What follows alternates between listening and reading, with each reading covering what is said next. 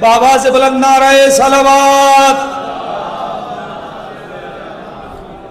نعرہ حیدری، نعرہ حیدری، نعرہ حیدری۔ آئیے حضرات، میں گزار ہوں بسط خلوص برادر بزرگ حجت الاسلام والمسلمین عالی جناب مولانا سید حسن امام رضوی صاحب سے کہ وہ تشریف لے آئیں اور بارگاہ جناب ابو طالب میں نصری نذرانِ عقیدت پیش کریں۔ آپ حضرات سے گزارش ہے بابا سے بلند نعرہ صلوات سے استقبال فرمائیں۔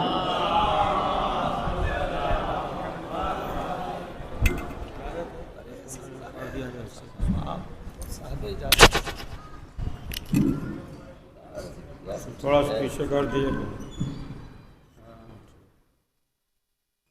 ایک سلوات پڑھی دیجیے، ایک سلوات پڑھی۔ اعوذ باللہ من الشیطان اللعین الرجیم، بسم اللہ الرحمن الرحیم، الحمد للہ رب العالمین، والصلاة والسلام علی اشرف الانبیاء المرسلین والشفیع المذنبین، انیس الفقراء والمساکین، سیدنا وحبیبنا وشفیع ذنوبنا وطبیب قلوبنا مولانا بالقاسم محمد،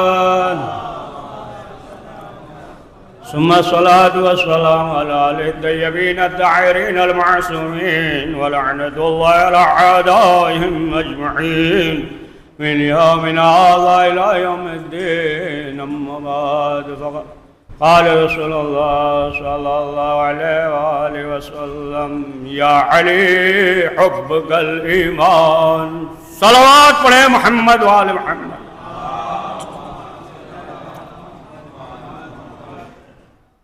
رسول اسلام نے فرمایا، برابر جو ہے آپ سنتے رہتے ہیں، ہر ایک کو یاد بھی ہے عربی میں، یا علی آپ کی محبت یہ ایمان ہے۔ عزیزان محترم، یہ جشن حضرت ابو طالب علیہ السلام اور معصومہ قم سلام اللہ علیہا کی ولادت و سعادت کے سلسلے سے منعقد ہوئی ہے، لہذا اسی سلسلے سے چند دقائق آپ کے خدمت میں کچھ عرض کرنا ہے کہ علی کی محبت یہ ایمان ہے، اور روایت میں یہ ملتا ہے کہ جب ایک مرتبہ جناب ابو طالب ایک قافلے کے ساتھ رسول اسلام موجود ہیں اور جناب ابو طالب سفر کر رہے ہیں کہ راہ میں جب قافلہ رکا تو ایک شخص تھا، یہ روایت جناب جابر بن عبداللہ سے ہے، اور اس وقت مولا کائنات ظاہراً اس دنیا میں نہیں تھے۔ جب یہ قافلہ رکا تو ایک شخص تھا، اس کا نام اشرف تھا، تو اس نے سوال کیا کہ اس قافلے کا سردار کون ہے؟ تو لوگوں نے بتایا کہ جناب ابو طالب ہے۔ تو اب روایت میں یہ ہے کہ جب جناب جابر نے رسول اسلام سے سوال کیا تھا کہ یہ کہتے ہیں ایمان ایمان، تو اے اللہ کے رسول یہ بتائیے کہ پروردگار نے آپ کو کب خلق کیا؟ تو رسول اسلام نے فرمایا 5 لاکھ سال پہلے۔ اب یہ سال معلوم نہیں، دنیاوی مراد ہے، اخروی مراد ہے، عراق مراد ہے، روز محشر کا مراد ہے، یہ تو بہرحال رسول اکرم بہتر جانتے ہیں، لیکن یہ فرمایا۔ اب ظاہر سی بات ہے کہ جو وہ شخص تھا، مشرف نام تھا، اس نے جب جناب ابو طالب کو بلایا تو اس نے کہا کہ دیکھیے، ہمیں معلوم ہے کہ مولا کائنات حضرت علی ابن ابی طالب اللہ کا ولی اس دنیا میں آئے گا اور اس کی محبت ہمارے دل میں ہے، لہذا جب وہ علی آئے تو ہماری طرف سے انہیں سلام کہیے گا، اس لیے کہ ہم ان سے محبت کرتے. دیکھیں تمام انبیاء علیہ السلام نے اپنی امت سے بتایا کہ علی آئیں گے، اور گزشتہ امتوں کے درمیان بھی علی کی محبت دل میں تھی. یہ تو معلوم نہیں یہ کیسے بدبخت تھے کہ رسول اسلام کے زمانے میں تھے پھر بھی محبت. پڑھیے صلوات پڑھیے. تو کہاں سلام کہیے گا.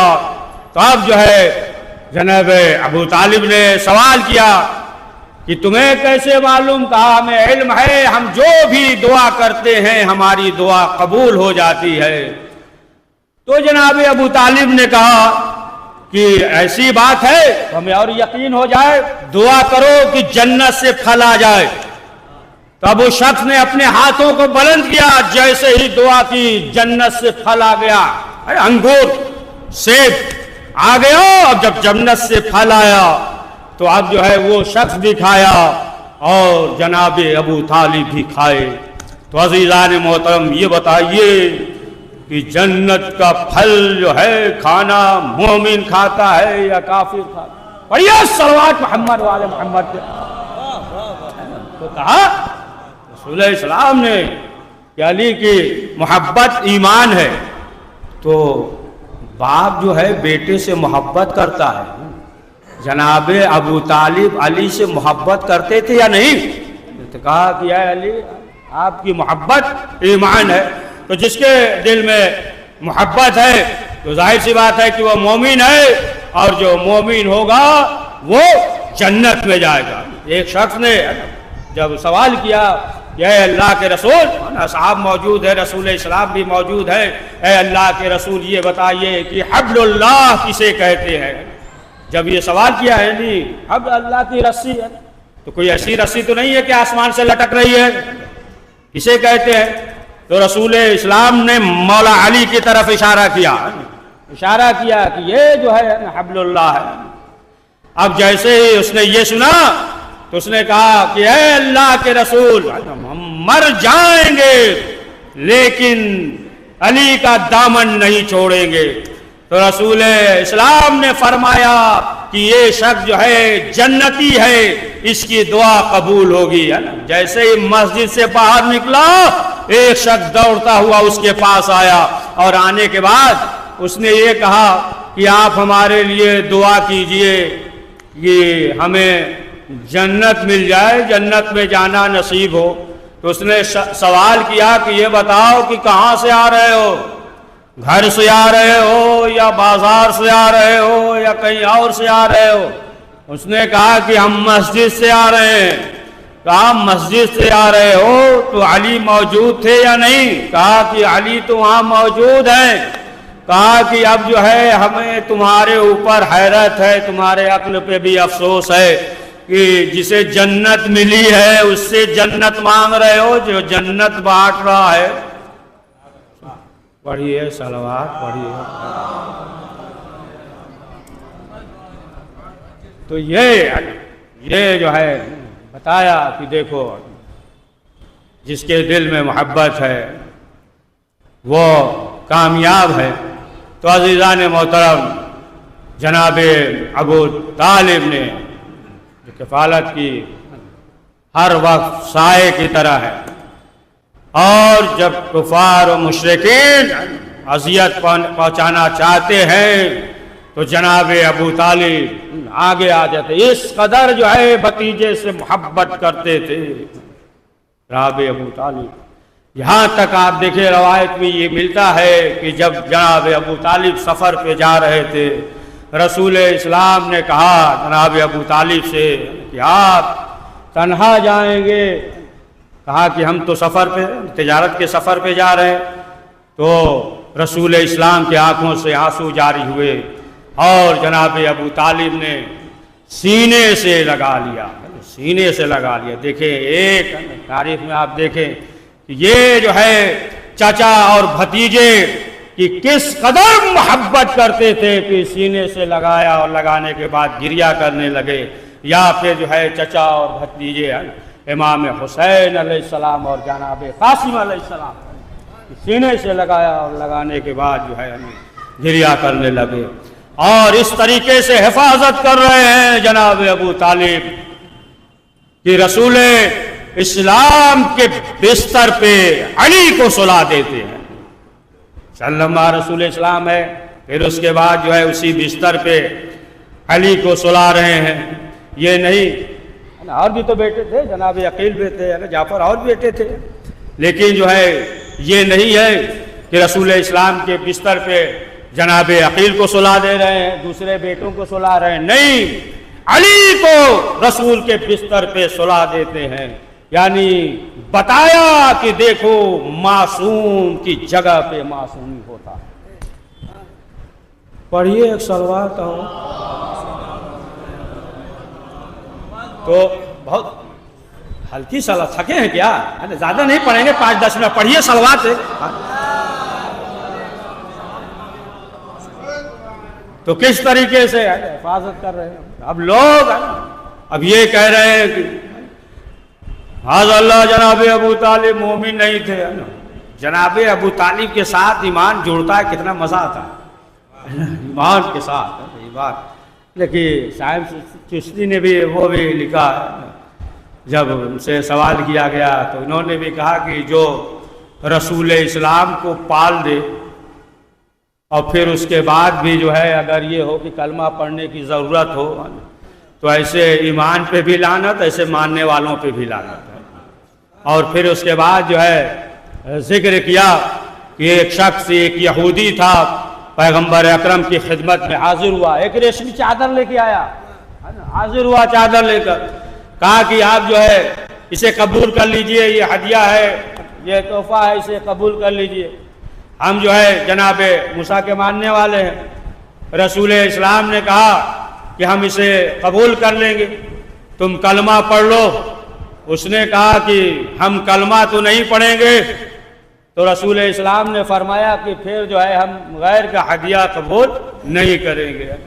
تو وہ رسول کہ جو غیر کا ایک تحفہ قبول نہ کرے، اور جناب ابو طالب نے پالا، کھلایا، پرورش کی، یہ کیسے ہو سکتا ہے؟ تو جناب ابو طالب کا جو مرتبہ ہے، خود رسول اسلام جب سوال کرتے ہیں، آپ تاریخ دیکھیں، بے شمار جو ہے زید بن حسام کہ جب رسول اسلام مدینے میں پہنچے اور جب انہوں نے دعوت کی، اور تمام دیگر اصحاب جو ہے وہ دعوت کرتے، مدینے میں ایک ایک دن جو ہے دعوت ہوتی تھی، سلسلہ تھا، رسول اسلام آئے تھے لہٰذا جو ہے دعوت ہوتی تھی اصحاب کے گھر.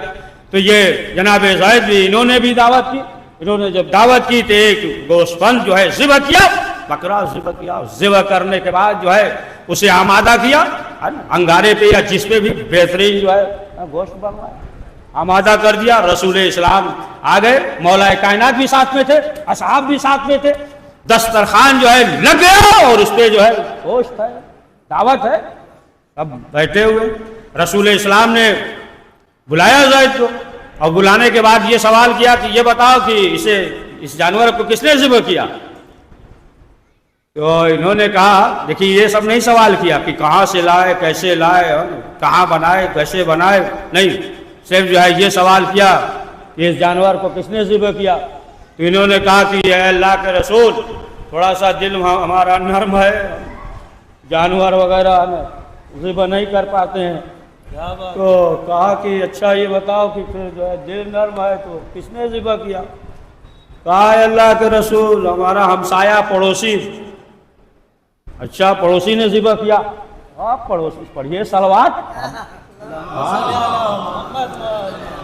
پڑوسی نے ذبح کیا. تو کہا کہ یہ بتاؤ جو ہمسایہ ہے وہ مسلمان ہے؟ کہا کہ اے اللہ کے رسول وہ اہل کتاب ہے. بس جو ہے اتنا سننا تھا، رسول اسلام اٹھ گئے. اب آپ جو ہے اندازہ کریں کہ رسول اسلام جو جب اس ذبیحہ کا کھانے کے لیے آمادہ نہیں ہے تو پھر کیسے جو ہے جناب ابو طالب کا کھانا؟ پڑھیے صلوات محمد والے محمد. جناب ابو طالب نے اپنے ایمان کو پوشیدہ رکھ کر مشرکین جو کفار تھے ان کے منصوبے کو ناکام بنایا، اسلام کی مدد کی. پیغمبر اکرم حضرت محمد مصطفیٰ صلی اللہ علیہ وآلہ وسلم فرماتے ہیں رسول اسلام کہ جب ہم معراج پہ گئے تو ہم نے کیا دیکھا کہ 4 نور ہیں. ہم نے سوال کیا یہ نور کس کا ہے؟ تو جواب ملا کہ ایک نور جناب عبداللہ کا ہے، ایک نور عبد المطلب کا، ایک نور جناب جعفر کا، اور ایک نور جو ہے جناب ابو طالب عمران کا. تو رسول اسلام نے سوال کیا انہیں جو یہ مرتبہ ملا ہے تو انہیں یہ مرتبہ کیسے ملا؟ تو آواز آئی کہ انہوں نے اپنے ایمان کو پوشیدہ رکھ کر کافرین اور مشرکین جو دشمن تھے ان کے منصوبے کو ناکام بنایا اور اسلام کی نصرت اور مدد کی. تو آپ دیکھیں کہ اس طریقے سے، اور ظاہر سی بات ہے کہ جناب ابو طالب نے جو مدد کی رسول اسلام کو جو حمایت حاصل، دیکھیں 2 چیزیں ہیں بہت اہم ہے. ایک تو دولت، دوسرے جو ہے طاقت.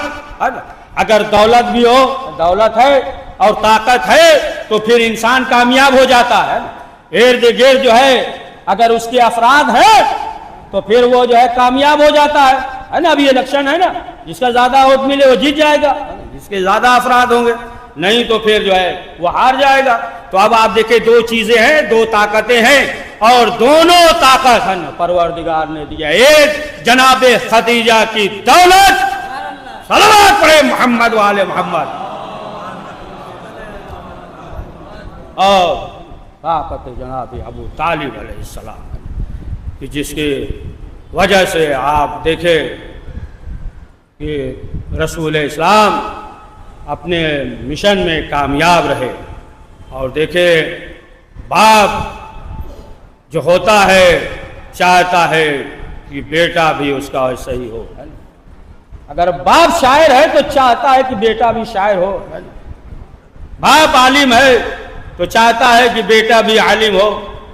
باپ ڈاکٹر ہے تو چاہتا ہے بیٹا بھی ڈاکٹر ہو. باپ نیتا ہے تو چاہتا ہے بیٹا بھی نیتا ہو، سیاست میں آئے. باپ جو انجینئر ہے وہ بھی چاہتا ہے بیٹا بھی انجینئر بن جائے. چاہتا ہے نا پروفیسر ہے تو بیٹا بھی چاہتا ہے پروفیسر ہو جائے. یعنی باپ جو ہوتا ہے چاہتا ہے بیٹا بھی ہو جائے. جناب ابو طالب مومن تھے اور مولا کائنات کے لیے جنگ خندق میں کہا کہ کل ایمان. پڑھیے صلوات محمد. تو عزیزان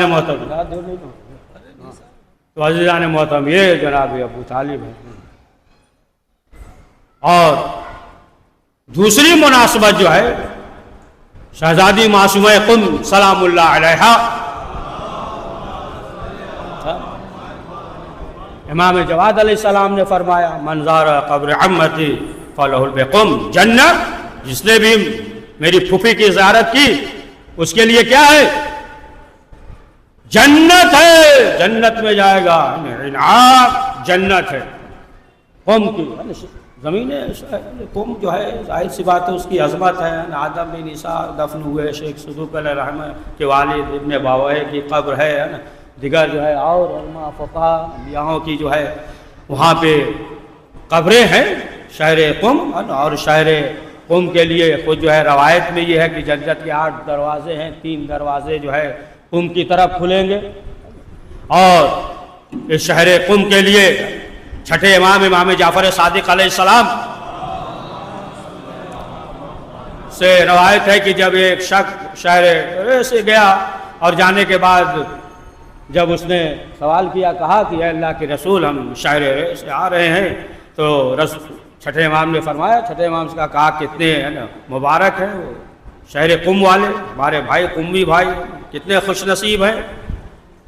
پھر دوبارہ کہا تو پھر جو ہے امام نے یہ کہا کتنے خوش نصیب ہیں قمی بھائی قم والے شہر قم میں جو رہ رہے ہیں. پھر اسی طریقے سے جب کہتے رہے پھر اس کے بعد روایت ہے کہ پھر امام نے فرمایا کہ دیکھو ہر ایک کا ایک حرم ہے. خدا کا حرم جو ہے مکہ ہے، رسول اسلام کا حرم جو ہے وہ مدینہ ہے، مولا کائنات کا حرم جو ہے کوفہ ہے، اور ہم اہل بیت کا حرم وہ شہر قم ہے نا. شہر قم کی یہ عظمت ہے نا. جب مکان کی یہ عظمت ہے تو پھر مکی کی کیا؟ پڑھیے صلوات پڑھیے محمد والے محمد۔ شہزادی کے سلسلے سے ہے نا خود جو ہے ساتویں امام نے کہا فدا ابوہا، وہ فقرہ کی جو خود پیغمبر اکرم نے شہزادی زہرا سلام اللہ علیہا کے لیے کہا تھا کہ جب چند افراد مدینے میں آئے کچھ سوالات لے کر، اور اس وقت جو ہے امام گھر پہ نہیں تھے۔ اب جب شہزادی کو معلوم ہوا، شہزادی نے پوچھا کیا سوالات ہیں، اور انہوں نے سوالات بیان کیا، شہزادی نے جواب دے دیا۔